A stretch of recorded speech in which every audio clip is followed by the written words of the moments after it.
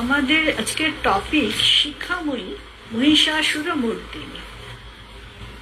আর তো মাত্র 2 সপ্তাহ বাকি আছে।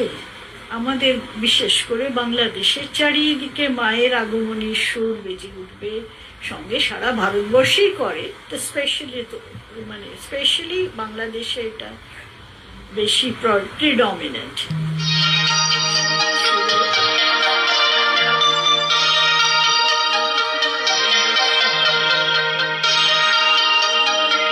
সুরের প্রতিধ্বনি শোনা যাবে, সেই যাতে যেন থাকছে, এবার যেন থাকছে ব্রত অঙ্গীকারের প্রতি পালনের অঙ্গীকার।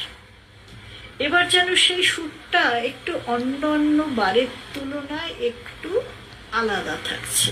কেননা আমরা তো জানি, তো আপনারা সকলেই জানেন, বাংলাদেশের এখন বাংলা মানে পশ্চিমবঙ্গের অবস্থাটা একটু নাড়া খেয়েছেন, ফলে এখন ভীষণভাবে সেই মায়ের স্মরণ তো আমরা সেদিন করবই, কিন্তু যেন আরো বেশি হবে, আরো প্রাণের কাছে টেনে সেই স্মরণেই আমরা যেন যেতে পারি, ঢুকে যেতে পারি, এই আজকের মায়ের কাছে আমাদের প্রার্থনা। তাই জন্য বলছে, মা যে আসছে আলাদা, সেটা কিন্তু খুব অনুধাবনযোগ্য। আর এই যে যোগ, এই যে ডাক, এই যে আজকে তীব্রভাবে সকলে একভাবে করার চেষ্টা করছেন, সেটার যে সুযোগ, সমবেত, কথাটা একটু মনে রাখতে হবে, সমবেত, এই যে একসঙ্গে সকলে একটা মন দিয়ে করছে, তার যে কি অসম্ভব একটা ইম্প্যাক্ট আছে, সেটা যেন আমরা ভুলে না যাই, সেটা যেন আমরা ফিরিয়ে না দিই, আবার মহামায়ার মায়ায় যেন আমরা ভুলে যাই, ভুলিয়ে না দেয়, এটাই মহামায়ার কাছে বারবার এই প্রার্থনা। তা কি বলছেন, যে তোমাদের মনে হচ্ছে না, সেই জন্য বলে যে আর ফিরাইও না তারে, রাখো গো হৃদয় চুরি। শ্রী শ্রী চণ্ডীর আরাধনা আছে মার্কণ্ডেয় পুরাণে। সেই প্রাচীন কাল থেকে এই আরাধনা হয়ে চলছে, কিন্তু বিভিন্ন সময়ে দেখা গেছে বিভিন্ন প্রয়োজনে বিভিন্ন রকম ভাবে পূজাও হয়েছে।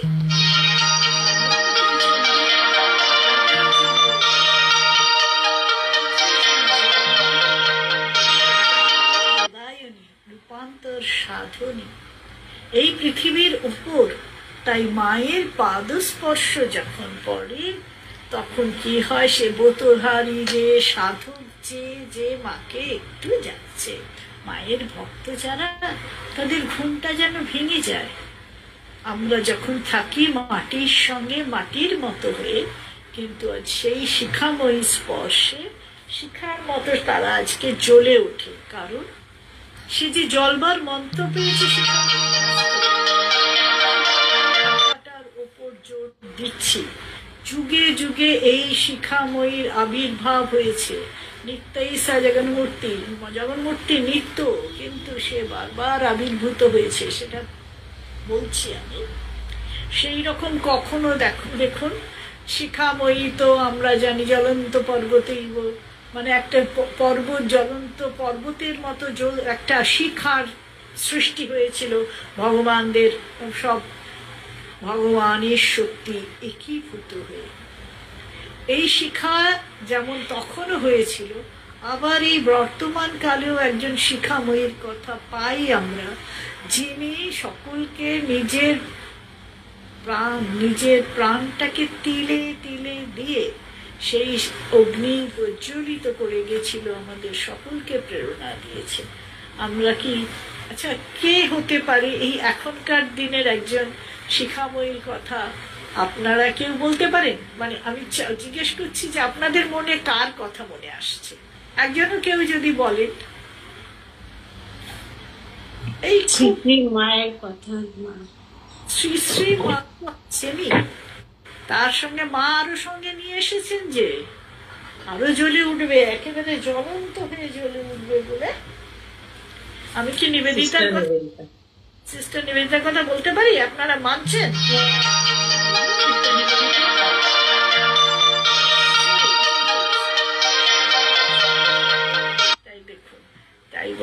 যে এরকম সিস্টার নিবেদিতার এখন যে সমবেত একটা বাংলার মধ্যে দেখা যাচ্ছে সবার প্রচেষ্টা, ছেলে মেয়ে নির্বিশেষে সবার মধ্যে যে জাগরণটা এসছে সেটাও একটা শিক্ষার কাজ করে। আচ্ছা, যাই হোক, সেই শিক্ষা যেন সোনার আলোয় উদ্ভাসিত হয়ে ওঠে, নির্ঝরের ধারার মতো, ঝর্ণার ধারার মতো ঝরে পড়ে এই এই পৃথিবীর ধুলায়। আর সেই জাগরণটা সম্ভব হয় একমাত্র মহাশক্তির মাধ্যমে। আলোর উৎস মা হচ্ছে মহাশক্তি।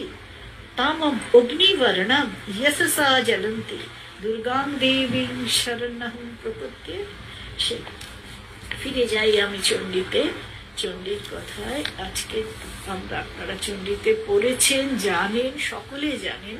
তবে এই ক্ষণের গুণে, এই যে সব একটা ক্ষণ এখন আসতে চলেছে, তাকে আহ্বান করতে, তাকে আমাদের কাছে নিয়ে অনুভব করতে, অনুধাবন করতে আমরা সেই চণ্ডীর কথা একটু মনে করি। আমরা জানি রাজা সুরত দুজন ওখানে ছিল, দুটো যেন এই সমাজের, এই পৃথিবীর দুটো প্রতিনিধি। একজন হচ্ছেন রাজা সুরত, আরেকজন বৈশ্য সমাধি। তারা কারা? তারা হচ্ছেন যে রাজা সুরত একটা দেশের রাজা, আর বৈশ্য হচ্ছে একটা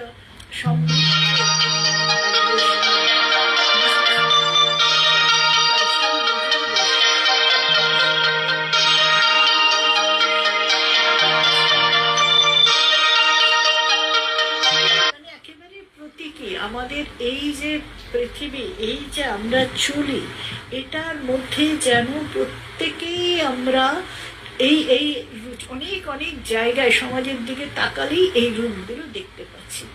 ওরা কিরকম ভাবে এসছে বলছে যে দেখো, যে একজন ফিরে এসে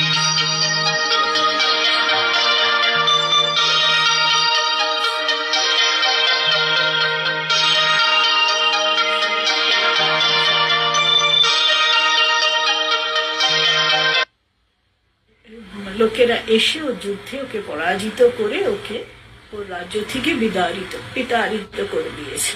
কিন্তু এই বেরিয়ে এসে ওকে তো রাজ্যের কথা একদম ভুলতে পারছে না।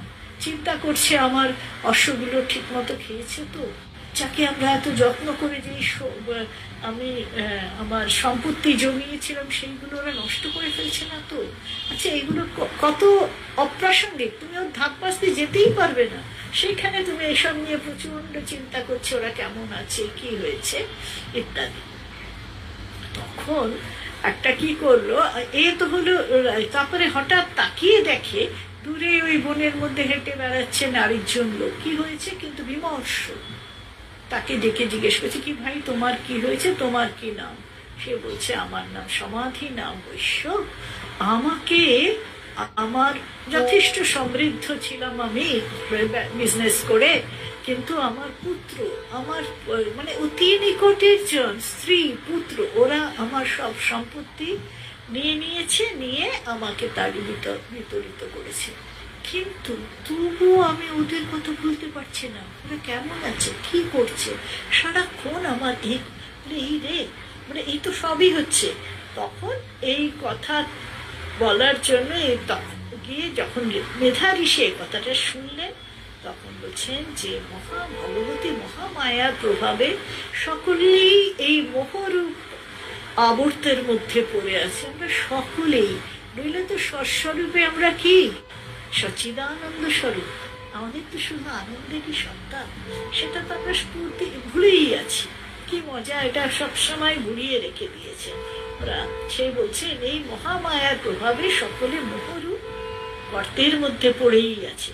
তিনি এই সম্পূর্ণ চরাচর জগৎ সৃষ্টি করেন, আবার তিনিই প্রসন্ন হলে মানুষকে এই মোহ থেকে মুক্তি দিয়ে একেবারে পৃথিবী মানে ভববন্ধন দূর করে দেন, এর জন্য বরদান করেন।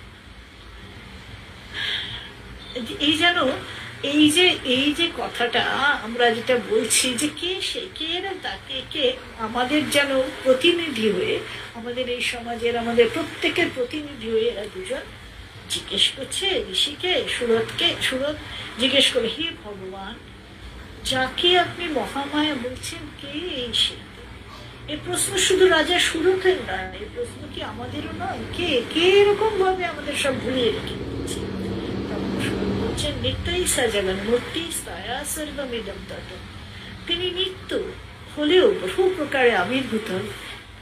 কি কিসের জন্য আবির্ভূত হয়? দেবতার কাজ সিদ্ধ করতে। তিনি বারবার আবির্ভূত হলেও, যার জন্ম নেই, মৃত্যু নেই, কিছু নেই, যে আদি অনাদিকাল, কিন্তু সেও জন্ম। এটা আমরা আরো কোথায় পাই? আমরা গীতাতে পাই না? यदा यदा हि धर्मस्य ग्लानिर्भवति भारत अभ्युत्थानम् अधर्मस्य तदात्मानं सृजाम्यहम् परित्राणाय साधूनां विनाशाय च दुष्कृतं সম্ভবামি যুগে যুগে। এটা তো বলে গেছেন। ঠিক একই কোয়েরি, পরম ব্রহ্ম যেমন পরম ব্রহ্ম, আর এই আমার মা তো আলাদা নয়, অগ্নি আর দাহিকা শক্তি, ব্রহ্ম আর শক্তি অভেদ। ঠাকুর কতবার বলছেন, শ্রীরামকৃষ্ণ পদে পদে বলে গেছেন ব্রহ্ম শক্তি অভেদ। সেই তিনিও এই দেবতার কার্যের আবির্ভাবের জন্য বারবার যে প্রকৃতপক্ষে তিনি নিত্য স্বরূপ, সমগ্র জগৎ প্রপঞ্চ তারই মূর্তি স্বরূপ। তিনি সর্বব্যাপিনী, তথাপি তার আবির্ভাব বহু প্রকারে হয়। এই উৎপন্ন হওয়াটাই তার আবির্ভাব। চণ্ডীতে আমরা পাই 3 রকম ভাবে উৎপত্তি হয়েছে। 3 রকম ভাবে আমরা জানি। প্রথমে তিনি মধুকৈটব বধ করার জন্য উৎপন্ন হয়েছে। তারপর মহিষাসুরকে নিহত করতে উনি উদ্ভূত হয়েছেন, আবির্ভূত হয়েছেন। আবার অবশেষে শেষে পেয়েছে, সেটা হচ্ছে শুম্ভ নিশুম্ভ নিধনের জন্য। প্রথমে ব্রহ্মার স্তবে মধুকৈটব ঘাতিনী রূপে আবির্ভূত হলেন, দ্বিতীয়ত তিনি আবির্ভূত হলেন আবার বলি মহিষাসুর মূর্তিনী রূপে, তৃতীয়ত শুম্ভ নিশুম্ভ মথিনী। এই 3টে রূপে, এখন 3টে রূপ আমাদের কাকে কাকে সিগনিফিকেন্স আছে, প্রত্যেকটাকে, প্রত্যেক জিনিসটার একটা মূলত সিগনিফিকেন্স আছে। প্রথমে যেমন 3টা আমরা অনেক কিছুতেই ধরি জানতে, আর এটা যদি আমি এটার এক একটা সিগনিফিকেন্স দিই, সত্য রজ তম। তমটা হচ্ছে মধুকৈটব, রজ হচ্ছে মহিষাসুর, তারপরে হচ্ছে সত্য। 3টে গুণের বাইরে যেতে হবে। আমরা মহিষাসুরের কিন্তু আমরা যে এইবার এখন যে শরৎকালে যে পুজো করি, সেটা সে রূপটাকে আমরা কি বলি? মহিষাসুর মূর্তিনী। রজগুণকে, রজগুণের থেকে উত্তরণ করার জন্য আমরা এই দেবীর পূজা আরাধনা করি। এই 3 সত্য রজ তম 3 গুণকে নাশ করে আমরা কি হতে হয়? ত্রিগুণাতীত। ত্রিগুণাতীত না হলে, আমরা ত্রিগুণাতীতের কথা কেন বলি? ত্রিগুণাতীত না হলে ত্রিগুণাতীতানন্দময়ীকে কি করে পাওয়া যাবে? 3টে সে গল্প আমাদের কত সুন্দর সহজ করে আমাদের শ্রীরামকৃষ্ণ বলে দিয়ে গেছেন। তিনি বলছেন না যে একটা 3টে ডাকাতের গল্প সকলেই জানেন, তবু আমি এই প্রসঙ্গে আবার বলি, মনে করি ওইটাই একবার স্মরণ করছি। আপনারা কথামৃততে পড়েছেন, 3 জন ডাকাত, একজন লোক তার বনের মধ্যে যাচ্ছিল, তখন 3টে ডাকাত এসে ওর কাছে এসে পড়লো, পরে ওকে মেরে কেটে ও একদম বেঁধে ঠেঁধে ওর সব জিনিসপত্র নিয়ে চলে গেল। যে প্রথমেই একটা ডাকাত, শিগগিরি ধরো ধরো ওকে, ধরো ওকে, ধরে কি করবে? শিগগিরি ধরে ওকে মেরে ফেলো, মেরে ফেলে ওর থেকে সব সম্পত্তি নিয়ে যাও। এ হলো একটা ডাকাত বলল। দ্বিতীয় ডাকাত কি বলছে? আরে দুধ, ওকে আর কি মেরে কি হবে, ওকে বেঁধে বুধে ফেলে রাখো, জিনিসপত্র নিয়ে চলো। একটু পরে তৃতীয় ডাকাত আস্তে আস্তে এলো, এসে কি করছে? ওর হাতের বন্ধন ঠন্ধন সব খুলে দিল। চলো আমার সঙ্গে, চলো, চুপি চুপি চলো আমার সঙ্গে। যেতে যেতে যেতে সে বলছে যে, এই দেখো, ওই যে দূরে দেখা যাচ্ছে তোমার রাস্তা, তোমার বাড়ির রাস্তা, তুমি ওদিক দিয়ে রাস্তায় উঠে তুমি শিগগিরই ওদিক দিয়ে চলে যাও, নইলে আবার বিপদে পড়বে। তখন বলছি, বাবা তুমি যে আমার এত উপকার করলে, তুমি চলো আমার বাড়ি পর্যন্ত। বলে, আমার উপায় নাই, রাস্তায় গেলে পুলিশে ধরবে। মানে তিনজনকেই, ওই তিন ডাকাতের কেউই মানে ওই ওই পর্যন্ত পৌঁছতে পারবে না। তিনজনকেই ওর পার হয়ে গিয়ে সে সত্যরজতম 3 গুণটাকে ত্রিগুণাতীত হলেই ঈশ্বরকে পাওয়া যায়। এটা আমাদের মনে রাখতে হবে। আমরা হয়তো এই যখন তমগুণ থেকে উদ্ধার পাই, সারাক্ষণ মানে তমগুণ তো আমরা জানি কি কি হয়, সেগুলো ডিটেলসে আমি এখন যাচ্ছি না। এগোতে এইভাবে যখন এটা যাচ্ছে, তখন তমগুণ গেল, রজগুণ গেল, সত্যগুণ কেন পারলো না? সত্যগুণের তো সব রকম ক্ষমতা আছে। সত্যগুণের সব, দেখো 26টা গুণ রয়েছে, গীতায় লেখা রয়েছে। দয়া মায়া, দয়া মায়া নয়, দয়া, সকলের প্রতি ভালোবাসা, অহিংসা ইত্যাদি ইত্যাদি কত গুণ। সেই সব গুণগুলি থাকলে পরে কি হবে না, ঈশ্বরের দিকে এগিয়ে যাও। এই বাড়ির ঢোকার আগে পর্যন্ত যেতে পারবো, পুরোটা যেতে পারবো না। কেন পারবো না? কেন পারবো না? এত ভালো গুণ নিয়ে কেউ পারবে না, এটা কেমন হলো?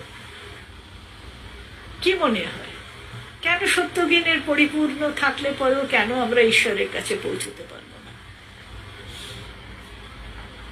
কারো কিছু মনে হয়?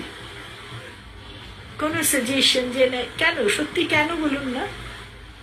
মায়াটা ভালো, আমরা মায়াধীন।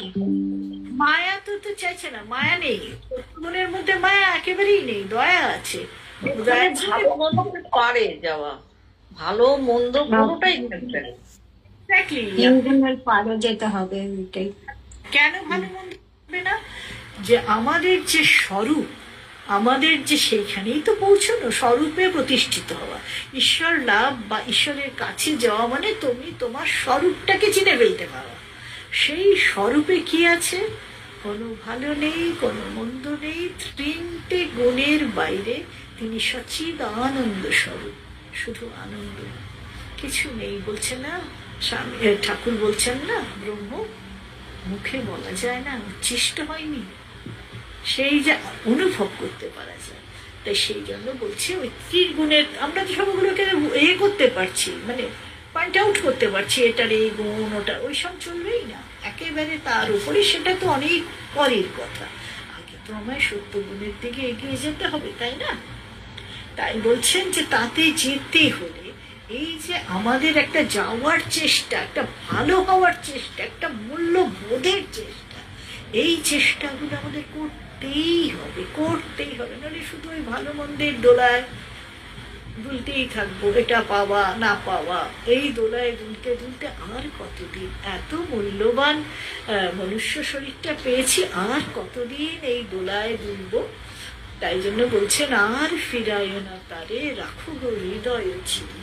তাই যুদ্ধ, তাই জন্য কোথাও যেতে গেলে স্ট্রাগল অবশ্যম্ভাবী। এইগুলোকে সব উত্তরণ করতে গেলে দিস ইজ আ হিন্ড্রেন্স। এই বাধাগুলোকে একটার পর একটা যদি আমি আস্তে আস্তে কাটিয়ে উঠতে চাই, তাহলে যুদ্ধ অবশ্যম্ভাবী সেই মহাশক্তির।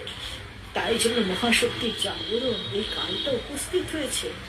এখন আমরা দ্বন্দ্বের মধ্যে রয়েছি। যে মা আলো জ্বালাতে আবির্ভূত হন, তাকে ধরে আমরা নিশ্চয়ই দ্বন্দ্ব মিটিয়ে যেতে পারবো। এই সময় আমরা যে মহিষমর্দিনীর কে করি, এইভাবে আমাদের সব কটা গ্রন্থিকে, মনের ভেতরে যে গ্রন্থি বাঁধা, একেবারে টাইট করে বাঁধা রয়েছে গ্রন্থিগুলো, ওগুলোকে খুলে ফেলতে হবে, মোচন করে দিতে হবে। তারই আবির্ভাবের কাহিনী বর্ণনা করতে গিয়ে মেধা ঋষি বললেন, পুরাকালে একেবারে বলছেন যে, বলছি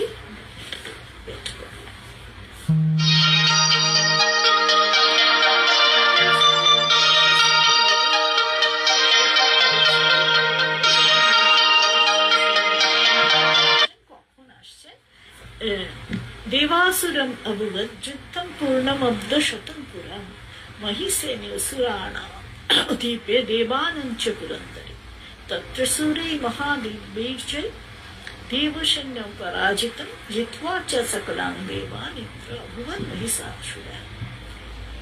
তারা কি হলো যে শত বছর ধরে একদিকে অসুরদের যে রাজা সে হলো মহিষাসুর, আর ইন্দ্রের যে রাজা সে ইন্দ্র, মানে সরি দেবতাদের যে রাজা তিনি হলেন অধীশ্বর, হলেন দেবতাদের অধীশ্বর ইন্দ্র। তারা দুজন প্রচন্ড যুদ্ধ লেগে গেল। এই যুদ্ধে মহাবীর অসুরদের হাতে দেবতারা পরাজিত হলেন। তাই নয়, শুধু যে পরাজিত হলেন তা তো নয়, মহিষাসুর কি করলেন?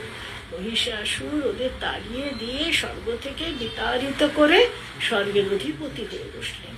ওদের যে যজ্ঞের হবিগুলো দেওয়া হয় সেইগুলোকে অধিকার করে আর ওদের দিলেন তাড়িয়ে। তারা পৃথিবীতে এসে মর্তলোকে এসে মানুষের মতো প্রায় ঘুরে বেড়াতে লাগলেন।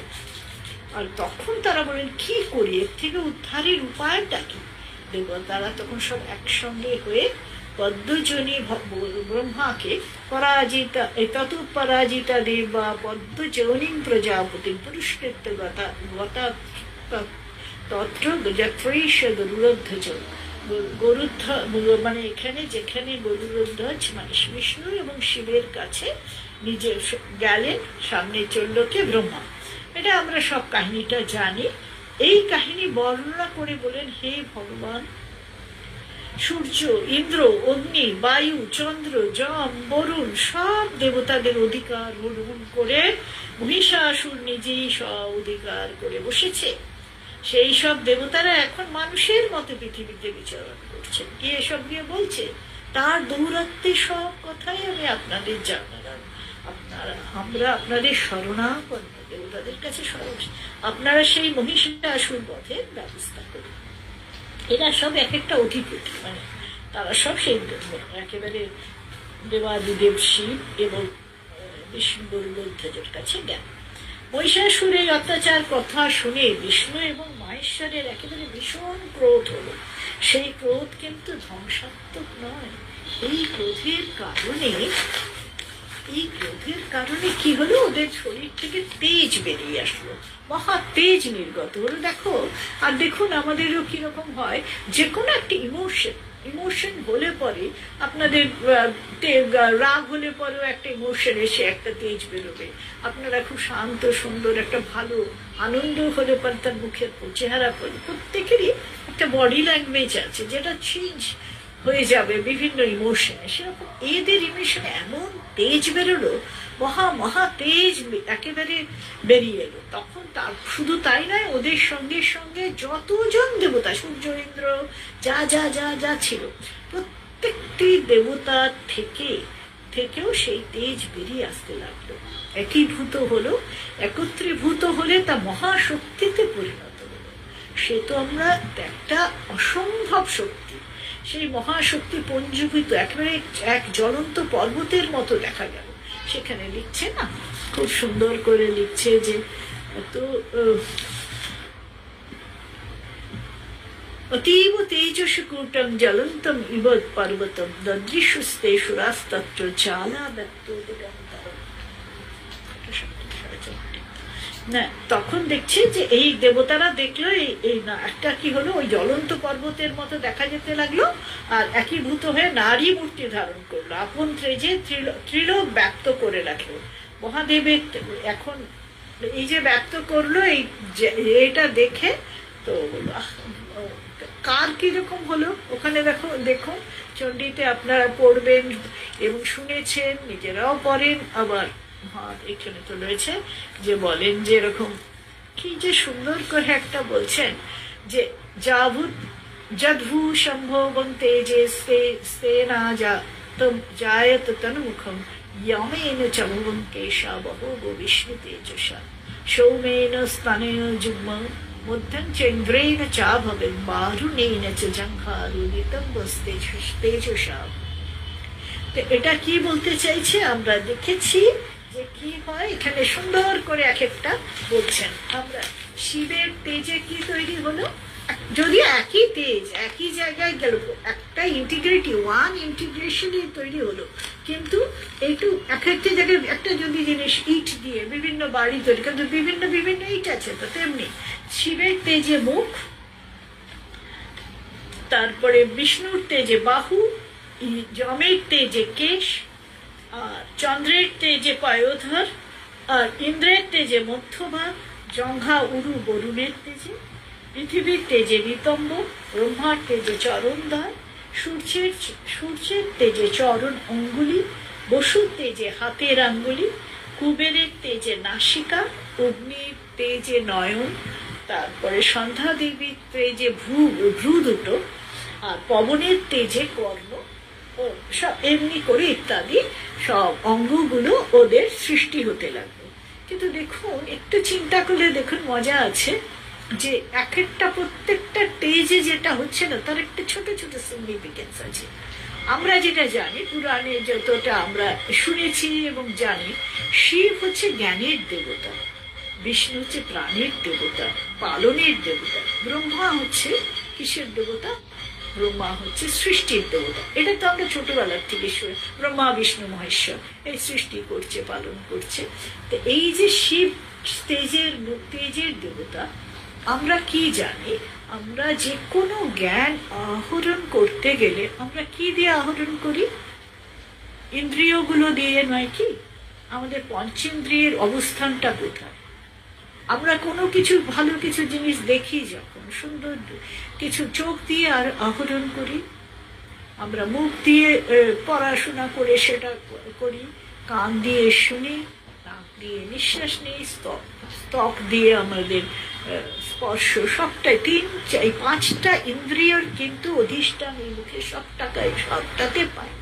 তো এই পাঁচটাই হচ্ছে জ্ঞানেন্দ্রিয়, আর কর্মেন্দ্রিয় হাত পা এগুলো। কিন্তু এই যে জ্ঞানেন্দ্রিয় পাঁচটা এই মুখের মধ্যে অবস্থিত বলে এই মুখটাই হচ্ছে শিবের তেজে তৈরি হলো। শিব যেহেতু জ্ঞানের দেবতা। তারপরে দেখুন, আমরা জানি বিষ্ণু পালনের দেবতা।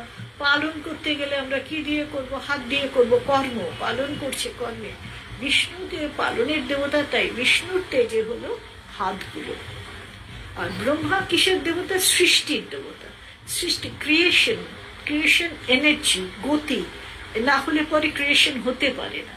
তাই জন্য এই যে গতিটা কোথা দিয়ে হবে? পা দিয়ে। পা ছাড়া তো আমাদের অচল অবস্থা না, পা দিয়ে গতি হয়। তাই বিষ্ণু ব্রহ্মার তেজে পদোদ্বয় তৈরি হলো। তারপরে আছে যম।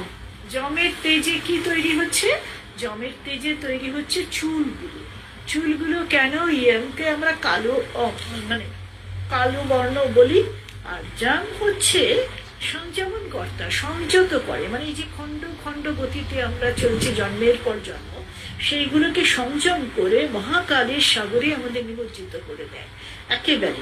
যেন যবনিকা পড়ে যায়। যবনিকা পড়ে গেলে কি, তার পেছনটা আমরা দেখতে পাই না, কালো বর্ণ। পশ্চাতে কি আছে আমরা তো দেখতে পাই না, সেই পশ্চাতে আমরা দেখি চুলের পেছনে কি আছে। তাই যমের থেকে আমাদের তৈরি হলো কি? কেশরাশি, মায়ের কেশরাশি তৈরি হলো যমের তেজে। চন্দ্রের তেজে পয়ত, স্তনযুগল। চন্দ্র কি হচ্ছে? স্নিগ্ধ, ওটা সুধাস্করণ, সুধা আসে ওখান থেকে। আর শুধু তাই নয়, ঔষধির হচ্ছে উনি হচ্ছেন দেবতা। মানে ঔষধি মানে এই যে ধান টান যা সবকিছু হবে, এইগুলোর সব দেবতা হচ্ছে, অধিপতি হচ্ছে চন্দ্র। তা এই যেগুলো যা কিছু তৈরি হচ্ছে, শিশু বড় হবে মায়ের সুধা খেয়ে, তারপরে গাছপালা তৈরি হবে সেই মানে তার অধিপতি চন্দ্র। তাই জন্য চন্দ্রের দিয়ে বলছেন পয়োধর। তারপরে আসছে ইন্দ্র তেজে মধ্যভাগ, ঐশ্বর্য ইন্দ্র। এখান থেকে এই পর্যন্ত আমরা এটা ডিটেলসে যাওয়ার সময় নয়, এটা ষটচক্রের মধ্যে পড়ে। মূলাধার, স্বাধিষ্ঠান, তারপরে এই সবগুলো হচ্ছে এখান থেকে, কণ্ঠ থেকে শুরু করে আমাদের মূলাধার পর্যন্ত এগুলো রয়েছে। এটা তো একটু স্থূল, ওইখান থেকে এই স্থূল ভাগটা, ঐশ্বর্যের ভাগটা ইন্দ্রের তেজে তৈরি হয়। তারপরে রয়েছে জঙ্ঘা উরু, ওইগুলো হচ্ছে যত আরো স্থূল হচ্ছে, সেগুলো হচ্ছে বরুণের তেজে তৈরি হচ্ছে।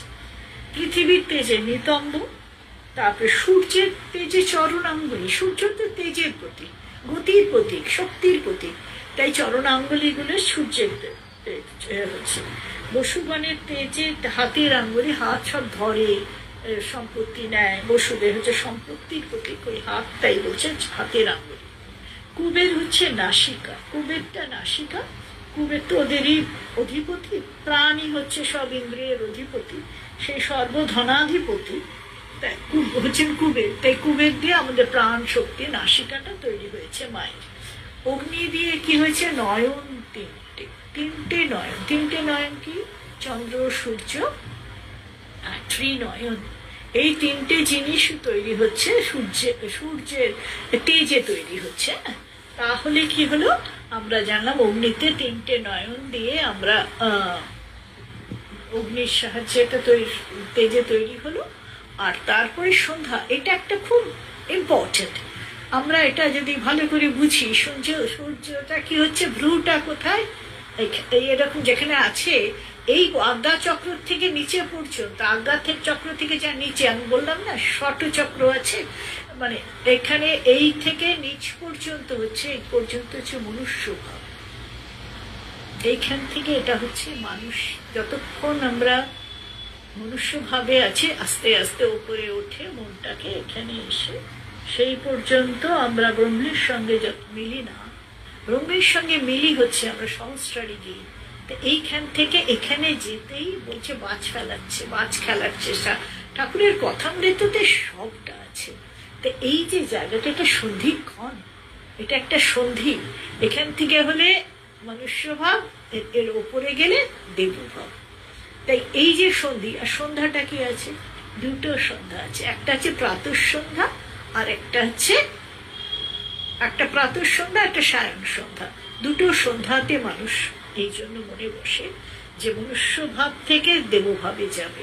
এই সন্ধি দুটো ক্ষণ হচ্ছে সন্ধ্যা, তাই জন্য এই ভূরত দুটো হচ্ছে ওই সন্ধি স্থল থেকে শুরু হয়েছে।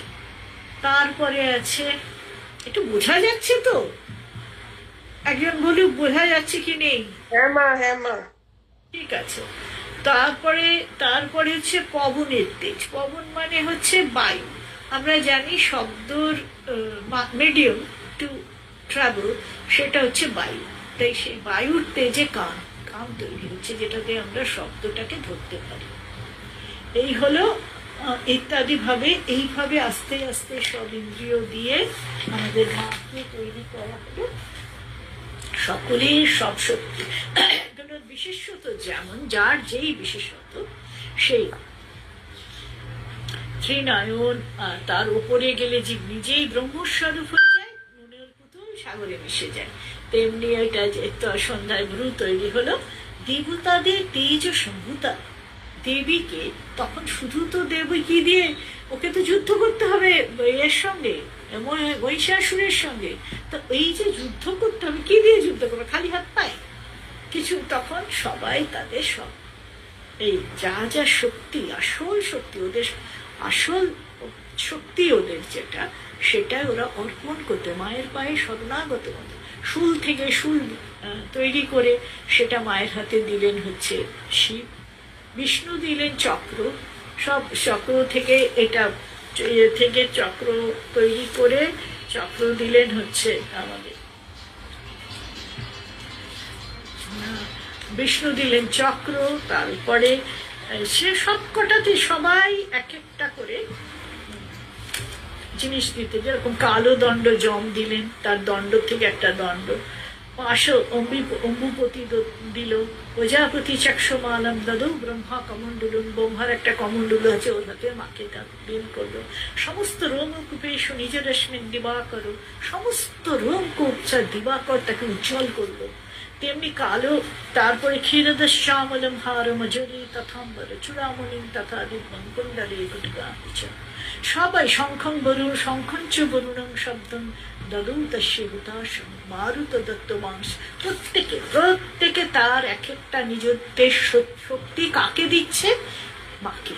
কি করছে? এই যে একটা শরণাগতি, এই যে একটা অর্পণ, সব অর্পণ গুলো একসঙ্গে এদের একটা মহাশক্তি সৃষ্টি হচ্ছে, যে ইন্টিগ্রিটি, সকলে একটা জায়গায় যে যার সর্বস্ব দিয়ে দিলে মাকে। বলছে অর্ধচন্দ্রম তথা শুভ্রম কেয়ুরাং সর্ববাহুষু নিপুর উরুমল তদ্বৎ গৈবে কুৎফুক্তম। বিশ্বকর্মা দদৌ তস্য পরশুং চাপি নির্মলম অস্ত্রান্যনেক রূপানি তথা অবিধ্যঞ্চ দংশন। এইভাবে সব একটা তৈরি হলো। দৃষ্ট সমস্ত সংক্ষুব্ধ জয়তি, ওরকম দেখে সেটা কি তৈরি হলো? একজন নারী মূর্তি। এটা তেজে যে নারী মূর্তি, যে যার ইষ্ট তৈরি হলো। আমরা যদি বলি সব যার, যে শিব হোক, কৃষ্ণ হোক, যেই হোক, মা হোক, সবই ওই ওই মূর্তি, ওই সবার তেজে তৈরি হলো। জয়তি দেবা, আমরা এখানে দেখছি নারী মূর্তি। জয়তি দেবা মুচুত সিংহ বাহিনী তুষ্ট মনুষ্যান ভক্তি নম্রাত্মুক্ত। সবাই ভক্তি সহকারে দেবতারা তাকে প্রণাম করল। দৃষ্টা সমস্ত সংক্ষুব্ধং তৈলক্যম মামরারয় সন্ন্ধাখিল সন্ন্যাস্তে সমুদ্রস্তরুদায়িতা। তখন কি বলছে? অসুরগণ সমস্ত ত্রিলোকবাসীকে সন্তুষ্ট দেখিয়া সব সৈন্য সমূহকে সুসজ্জিত করে অস্ত্র টস্ত্র নিয়ে সেই দিকে, সেই আলোর দিকে যেতে। মহিষাসুর দেখে ক্রোধে, কি মেয়েটি বলছেন, কি মেয়ে দিদি, কোথা আদাবশ্য মহিষাসুর, রাগ করে একেবারে এই কথা বলছে। সে শব্দের দিকে ধাবিত হয়ে তারপরে তো সবাই সব ধনু নিয়ে যুদ্ধ শুরু হয়ে গেল। এই যুদ্ধ করে মা তো আমাদের সব রক্ষা করলেন সুবিষের থেকে। উজ্জ্বল হাল সুসজ্জিতা মহিষাসুর সময়। এরপর আমরা তারপরে দেখুন, এই একটা আশ্চর্য জিনিস আমরা একটু জাম করছি কোথায়? আমি বললাম না, আমি শিখাময়। এই যে উজ্জ্বল শিখায় পরিণত হয়েছিল, এই যে শিখা, মানে আমরা তো একটা শিখা স্বরূপ শক্তি পেলাম। এই শিক্ষা স্বরূপ শক্তি আমরা সিস্টারের মধ্যেও দেখেছি। সিস্টার এই যে আমাদের এই ভারতবর্ষের ভেতরে এমন ভাবে মানে ওতপ্রোত ভাবে মিশে গেছিলেন, যাতে তিনি তার যে চিন্তা ভাবনা সেটা কিভাবে উঠে এসেছে উনি সবকিছুই লিখেছেন। তো ওনার সেই শক্তিশালী তার কলম দিয়ে একটা অসাধারণ সব লেখা আছে, যেটা পড়া খুবই দরকার। কারণ না, সিস্টার কি বলেছেন, এই যে 2017 ওর 150 বছর হয়েছে, তার থেকে আরো 50 বছর। এই 50 বছর দেখা যাবে সিস্টারের চিন্তা ভাবনা নিয়ে চারিদিকে তার স্পন্দন উঠবে। চিত্রারের চিন্তা ভাবনা নিয়ে সাংঘাতিক চিঠিতে উনি লিখে গেছেন। আর ওদের কথা তো মিথ্যা হবার নয়, ওরা সব সাঙ্গ পাঙ্গ সৃষ্টির মায়ের সব সঙ্গে এসেছেন। আর সেই জন্য ওদের কথা কিছুই মিথ্যা হবে না। তাই জন্য বলছে যে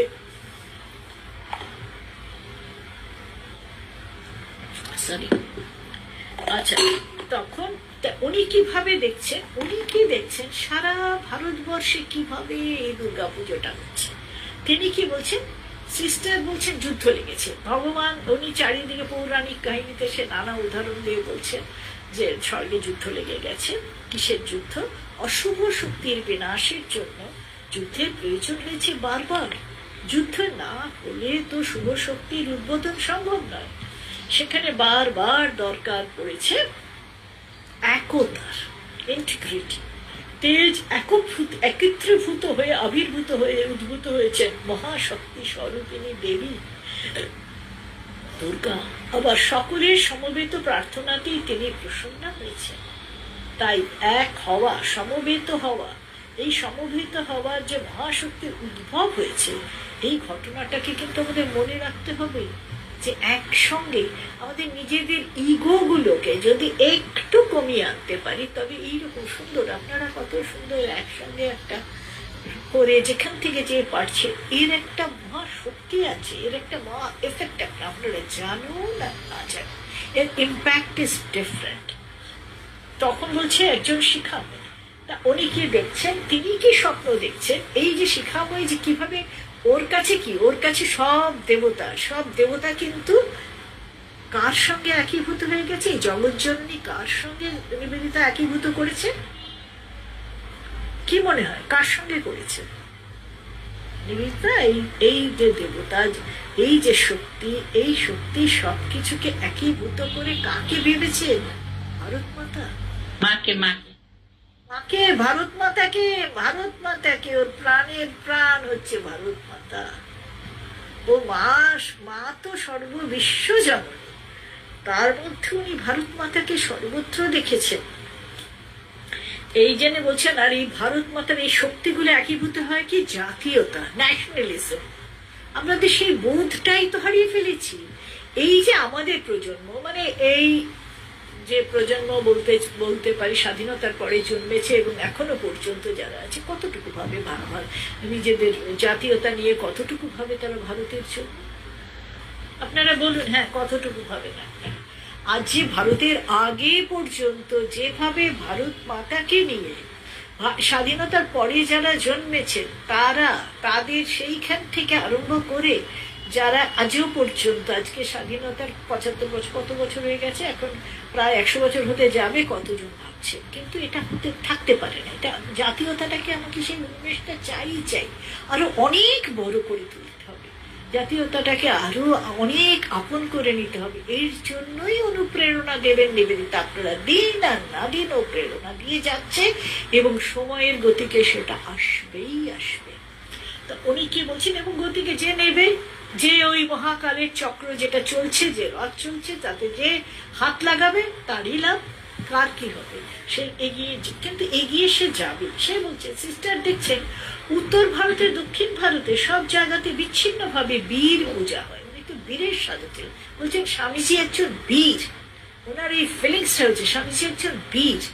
বারবার বলেছেন বীরেশ্বরের থেকে এসছে বীর স্বামীজি।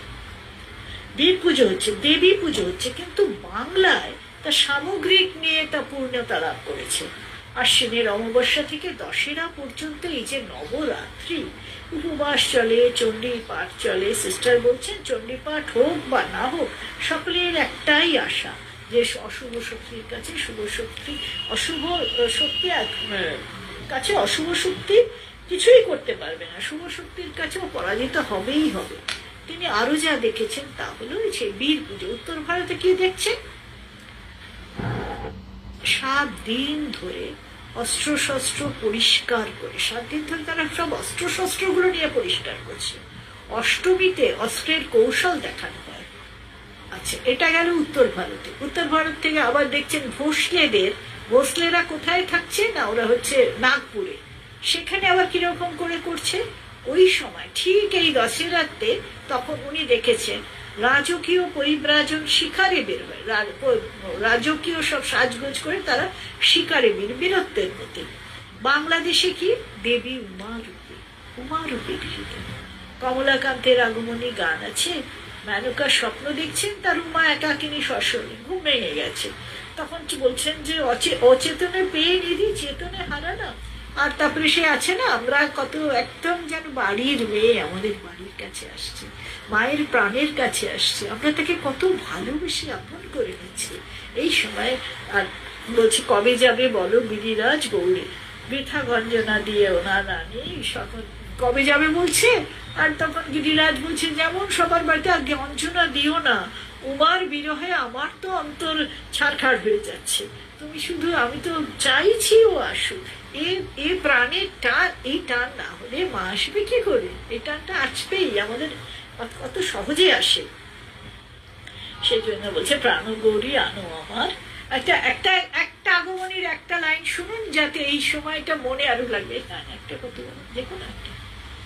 যে কোনো আমি একটা লাইন আপনাদের শোনাচ্ছি এই আগমনীর। কেন কিনা এই আগমনীতে মা ডাকছেন, মাকে ডাকছেন, প্রাণ থেকে ডাকছেন, ব্যাকুল হয়ে ডাকছেন। গিরে প্রাণ গৌরী আনো আমার, গিরে প্রাণ গৌরী আনো আমার, উমা বেঘুম না দেখি মারে কে ঘর লাগে অন্ধকার, গিরে প্রাণ গৌরী আনো আমার। আমি এক লাইনই বলছি, এ ঘর লাগে অন্ধকার। তার জীবনটাকে যেন অন্ধকার, মা দূরে আছে, সে তো জানে আমার মেয়ে সে তো ভেতরে ভেতরে অনুভব করছে সেই বিশ্বজননী, সেই ও নেই, ঘাট যেন অন্ধকার হয়ে আছে।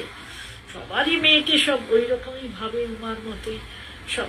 সেই জন্য এই কত সুন্দর কমলাকান্তের আগমনীর গান, একেবারে প্রাণ মানে নিংড়ে বের করেছে। যাই হোক, এই শ্রেষ্ঠ দুর্গাপূজাকে তার অন্তর্বর্তী দৃষ্টি দিয়ে দেখছেন। ভারতের দেবী পুজো বিচ্ছিন্ন ভাবে রয়েছে, বাংলায় সামগ্রিকভাবে নিখুঁত এককে পরিণত করেছে। এককে পরিণত করে বাংলাদেশের দিব্য কর্মশক্তি দুর্গা ব্যক্তিগত আশা নিরাশা প্রতি উদাসীন। বছরের পর বছর কাটছে, ভারতবাসীর হৃদয়ে মায়ের প্রতিমার ধারণা দেশমাতৃকার সঙ্গে গভীরভাবে মিলে গেছে। তারপরে ওই যে আরো বলেছেন দশমীর দিন যে সকলকে সকলের ভালোবাসা লুকিয়ে দেওয়া, কি সুন্দর আইডিয়া। কোনো নেই, ভেদ নেই, সকলকে কোলাকুলি করছে, আনন্দ করছে। আনন্দের মধ্যে দেশে আনন্দময়ীকে আরো যেন হৃদয়ে উঠছে। পূজা তত্ত্বের মধ্যে রয়েছে ইন্টিগ্রিটি, সংহতি। এখন সামগ্রিক চেতনা যে শক্তি, এখন যেটা দেখতে হবে যে দেখুন, আমি এটা একটু প্রাসঙ্গিক কি অপ্রাসঙ্গিক আমি জানি না, কিন্তু আমাদের এখন দেশে, যে দেশে সবাই বলছে যে 47 to এই পর্যন্ত কোন রকম একটা চেতনা সব সামগ্রিক ভাগে জেগে ওঠেনি। সবই যেন একটা হচ্ছে, হবে, হচ্ছে, আছে ভালো মন্দ, সব শুভ শক্তি সবসময় আছে, কিন্তু এখন যেরকম ভাবে শুভ শক্তি এখান থেকে বাংলা পথ দেখাবে, সেই অন্তর্দৃষ্টি জাতীয়তা, এই জাতীয় শুভ শক্তি একীভূত কেন্দ্রীভূত রূপটি বিশেষত্ব ভাবে তুলে ধরেছে। দুর্গাও কেন্দ্রীভূত, তেজপুঞ্জে উদ্ভূত। মহিষাসুর বিনাশের পর দেবতারা স্তব করছেন। এই স্তবটা একটু বলতে চতুর্থ কি তব কিন্তু ওই একই করছেন যে সমস্ত দেবতাদের শক্তিপুঞ্জ ঘনীভূত মূর্তি করো একটু। दिव्यायया ततमिदं जगदात्मशक्त्या निःशेष देवगण शक्ति समूह मूर्त्या तामम्बिकामखिल देव महर्षि पूज्यां भक्त्या नतास्म विदधातु शुभानि सानः यस्या प्रभावमतुलं भगवान् अनन्तो ब्रह्मा हरश्च न हि वक्तुमलं बलं च सा चण्डिकाखिल जगत्परिपालनाय नाशाय चासुरभयस्य मतिं करोतु। এই যে চণ্ডীর এই যারা বলে যে চণ্ডীটা পড়তে হয়, তো এই মানে এই 10 দিনের মধ্যে সেটাই তো দেখতে হবে, দেখা জ্বরের মেজারমেন্টটা নিয়ে। আজকে কেন ট্যাঙ্কলিং, আজকে যদি আজকে না মানে চণ্ডীটার এর মধ্যে বলতে চাইছি, এইটা শুধু চতুর্থ অধ্যায় যদি কেউ পড়তে পারে তাতেও অনেক চণ্ডী পাঠের কাজ হয়, ওর শাস্ত্র বলে। এখন এই আর এমনি না হলে 4টে জায়গায় এই চণ্ডীর স্তবগুলো আছে, আমি পরে নয় বলে দেবো। সেই 4টে স্তবই যদি পড়ে তাতেও আমাদের চণ্ডী পাঠের একটা কাজ হয়। এই স্তবগুলো হচ্ছে সব দেবতারা বিভিন্নভাবে বিভিন্ন সময় ভগবানের কাছে, মায়ের কাছে প্রার্থনা করছেন। জগদম্বাকে আমরা সেই জীবিত সমস্ত দেবতারকে আমরা প্রার্থনা করি, তিনি আমাদের মঙ্গল করুন। আরো বলছেন ভগবান অনন্ত ব্রহ্ম শিব, যার অনুপম প্রভা শক্তি ও বর্ণনা করতে সক্ষম, সেই ভগবতী চণ্ডিকা সমগ্র জগতের অশুভ নিভৃতি নাশ করুন, জেগে উঠুন। এইভাবে সময় নষ্ট হয়ে যাচ্ছে, তাই না? যেমন করেই হোক আরো শক্তিটাকে নিয়ে কাজে লাগাতে হবে। যখন তুমি নিজের স্বার্থের কথা না ভেবে নিজেকে দেবে পরের কল্যাণে, কটা বাজে? হ্যাঁ, যখন তুমি নিজের স্বার্থের কথা না ভেবে নিজে দেবে পরের কল্যাণে, আজকের প্রেক্ষিতে একবার আজকে এই সময় ভাবুন, আজকে আমাদের আপনারা সকলেই জানেন কলকাতায় কি ঘটে গেছে, জানেন কিনা? হ্যাঁ না কিনা জানেন? তো ঘটে গেছে সেটা কি শুধু এখানে এই এখন ভাবুন তো, দ্রৌপদীর কথা আজকে থেকেও নিকৃষ্ট। দ্রৌপদীর সেদিনকে তাকে রক্ষা করেছিল, একবার ভাবুন, তার পঞ্চ স্বামীকে রক্ষা করেছিল। সেই যে এত লাঞ্ছনা এত অপমান তাকে করা হয়েছে, রাজমহর্ষিকে, তাকে রক্ষা করেছিল পঞ্চপাণ্ডব নয় আমাদের ওই এত স্টলওয়ার্ড ভীষ্ম দ্রোণ, কারা? এরা তো প্রণম্য, এরা তো দেবতার সম, তারা করেছিল, তারাও করে। কে করলেন না? স্বয়ং ভগবান। কেন করলেন? ভগবান এসে এইখানে কিন্তু স্বামীজির কথাটা খুব মনে রাখতে হবে। এখানে এসে কেন নিয়ে জিজ্ঞেস করলেন? কেন নাকি ভগবান এসেই ফার্স্টে জিজ্ঞেস করলেন, তুমি কি কিছু কাউকে দান করেছো? কর্মফল হচ্ছে সবচেয়ে বড় শক্তি। তুমি কি কিছু কাউকে জিজ্ঞেস করেছো? তুমি কি কারোর জন্য কিছু করেছো? তখন দ্রৌপদী কি উত্তর দিয়েছিলেন? না, আমি তো কিছু করিনি, মনে পড়ছে না। হঠাৎ মনে, হ্যাঁ, একদিন একজন এই করেছেন, একদিন যাচ্ছে পাশ দিয়ে, তার কিছু হাত কেটে গেছে বা পা কেটে গেছিল, তার যে রক্ত ঝরে পড়ছে, ওটাকে একটা ব্যান্ডেজ করার জন্য একটা কাপড় লাগবে। কিন্তু তখন ওর কাছে আশেপাশে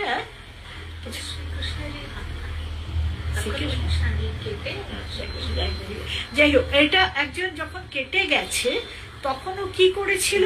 তখন ও নিজের কাপড় থেকে, হাতের কাছে কিছু নেই তো, তাই কি ফেলে রেখে দিয়েছিল?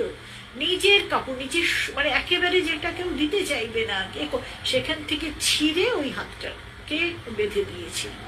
তখন বললো, হ্যাঁ, এটাতেই হবে। এই যে নিজেকে ভুলে গিয়ে আমার আচল সিঁড়ি কেটে দিচ্ছে, মানে কি আমি আমাকে নিজেকে ভুলে গিয়ে পরের সঙ্গে সমব্যথী হয়ে, পরের দুঃখে কাতর হয়ে তার কাছে এগিয়ে, সমব্যথী হয়ে এগিয়ে গেছে, এটার জন্যই তোমার আর কোনো চিন্তা নেই। রক্ষা কে করলো? না, সেই শ্রীকৃষ্ণ, মানে ভগবান, যে পরম ব্রহ্ম করছেন। তাহলে কি হলো? যে গীতায় যে বলছে মহামানুস্মরে যুদ্ধ হচ্ছে, এত বড় ডিগ্রেডেশন অফ কালচার পৃথিবীতে হয় না, মানে এত সবার সামনে এইরকম ভাবে, এটা কি খেলা নাকি? তখন সে ভগবানকে, তার মানে তার থেকে উদ্ধার পেতে হবে কিভাবে? একেবারে স্পষ্ট করে বলছে, ভেতরের সেই শক্তিকে জেগে কি করলো? ও কাতর ভাবে ঈশ্বরকে স্মরণ করলো। আর ঈশ্বর এসে কি বললো? তোমার কর্মফল। তার মানে আমাদের কি করতে হবে? সারা জীবন ভালো কাজ। ভালো কাজ কি? যে স্বামীজি বলছেন, they live alone who live for others. This is the, মানে কি বলবো, কলিযুগের একটা মহাবাক্য বলা যাবে। সেই মহাবাক্য ভগবানকে ধরে থাকতে হবে, তাহলে পরেই আমাদের 5টা মিনিট হলে কিছু আছে, হয়ে গেছে। হ্যাঁ, তা এখন এটা যে, তার মানে আমাদের মনে রাখতে হবে, শুধু শুনে আজ এখান দিয়ে শুনলাম আর ওখান থেকে যারা গল্প আছে, সুন্দর গল্প আছে, না আমরা কখনো করবো না। আর আপনারা এত শুনছেন, এত করছেন, তবু গল্পটা বলি যে শাশুড়ি আর বউ গেছে একটা ভাগবত পাঠে, অনেকক্ষণ ভাগবত বলছে, পরেকে দিতে হবে, পরে দান করতে হবে। ভাগবতে খুব ভালো করে এসব সুন্দর করে বলছেন। আমি বলছি ডেলি বেলুন ফর দেব, সেরকম ভাবে বলছেন। তারপরে বাড়িতে এসছে, সেই সময় দেখছে কি, শাশুড়ি দেখছে বউ অনেক কিছু যত্ন, বাড়ির থেকে অনেক কিছু জিনিসপত্র নিয়ে, সামনে কেউ ভিখিরি এসছে, তাকে বা যে কিছু চাইছে তাকে গিয়ে সব ওগুলো দিচ্ছে। তুমি কি করছো? তুমি এসব দিয়ে দিচ্ছ? সে কি কথা, এগুলো দিতে নেই। এরকম ভাবে কখনো বলি, কেন মা, আজকেই তো তুমি আমাকে নিয়ে গেলে, আর আমি শুনলাম যে যা কিছু আছে এরকম অন্যকে যে অর্থার্থী এরকম সবাইকে একটু দিতে হয়। তো বলছে, না না, যা ওখানে শুনেছো সব ওখানেই রেখে আসবে, যখন বাড়িতে আসবে এমনি আসবে, ওগুলো সব ওখানকার জন্য। না না না, এই ভগবান ঠাকুর মা স্বামীজির কথা আপনারা এতদিন শুনে যাচ্ছেন, আপনাদের মধ্যে সেটা হবেই না, সেটা খুব ভালো। আমাদের আজকাল এই ভ্যালুর ক্রাইসিসে আজকে যে কান্না সর্বস্তরে, সেই মূল্যবোধের পাঠ আমাদের সবাইকে নিতে হবে। মা বাবা এবং যারা বয়োজ্যেষ্ঠ ছোটদের জন্য, তাদের দিকে তাকে শেখাবেন না, বড় চাকরি করো, বড় চাকরি করে বিদেশে একটা বড় নাও, তাহলেই হবে। মানে একেবারে ছোট 5 বছর থেকে তারা এটা শুনতে শুরু করে। সকলকে শ্রদ্ধা করতে শেখো। কি করে করতে হয়? আপনাকে করে দেখাতে হবে, আপনাকে করে দেখাতে হবে। আপনি কি করে অন্যদের সঙ্গে কি করেছেন, নিজেরাই রোল মডেল। কোথায় রোল মডেল পাবে? মা বাবাই রোল মডেল হবে। এটা যদি বাড়িতে একবার ওই 5, স্বামীজি বলছেন যা কিছু শেখার 5 বছর বয়সে, সেই সময় থেকে যদি একটু একটু করে আপনারা তাদের ভেতরে, আজকে দেশের এই অবস্থা হবে না, অনেক উঠবে। আর স্বামীজি সিস্টার এরা এসছেন আর এখন উঠবেন, সেই আবার আমি বলি, বারবার বলি, আর ফিরাইও না তারে। ওরা হৃদয় দিয়ে গেছে, জীবনটা দিয়ে গেছে, মানে ড্রপ ড্রপ ব্লাড শেড করে দিয়ে ভারতের জন্য গেছেন। তাদের কথা মনে করুন, মার কথা, মার কাছে প্রার্থনা করুন, যাতে আমরা আর হৃদয়কে চিরে যেন রেখে কাজে লাগাতে পারি। আর সকলেই আমরা যেতে পারি মার কাছে, আমি এই প্রার্থনাই করছি। জননীং শারদাং দেবীং রামকৃষ্ণং জগদ্গুরুং পাদপদ্মে তয়োশ্রিত্বা প্রণমামি মুহুর্মুহুঃ। আজকে আপনাদের আর একটু বোধহয় সময় আছে, তাহলে কি আমি আর এটা করা যাবে? কি প্রশ্ন আসছে বুঝতে পারলাম না, কি একটুখানি এসে চলে গেল। কেউ যদি করে থাকেন আবার প্রশ্নটা লিখে দিন। প্রশ্ন নেই মা।